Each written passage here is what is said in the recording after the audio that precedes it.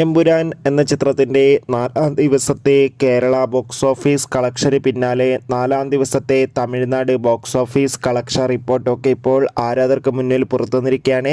അതിൻ്റെ ഏറ്റവും പുതിയ അപ്ഡേഷനാണ് ഇന്നൊരു വീഡിയോ ഭാഗത്ത് നൽകിയിരിക്കുന്നത്. വീഡിയോയ്ക്ക് മുൻപ് വീഡിയോ ലൈക്ക് ചെയ്യുക, ചാനൽ സബ്സ്ക്രൈബ് ചെയ്യുക.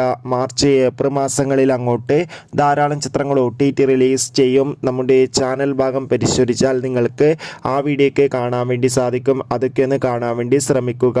മോഹൻലാൽ, പൃഥ്വിരാജ്, മഞ്ജു വാര്യർ, ടൊവിനോ തോമസ് എന്നൊക്കെ പ്രധാന കഥാപാത്രങ്ങളായെത്തിയ ചിത്രമായിരുന്നു എമ്പുരാൻ.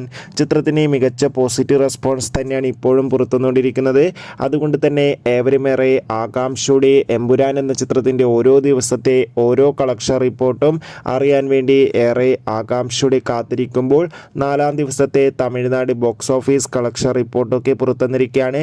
4-ാം ദിവസമായി ഇന്നലെ ചിത്രത്തിന് കേരളത്തിൽ നിന്ന് 1.5 കോടിക്കടുത്ത് കളക്ഷൻ നേടിയെടുക്കാൻ വേണ്ടി സാധിക്കുമെന്നാണ് ട്രാക്കിംഗ് റിപ്പോർട്ടുകളൊക്കെ സൂചിപ്പിക്കുന്നത്. കാത്തിരിക്കും.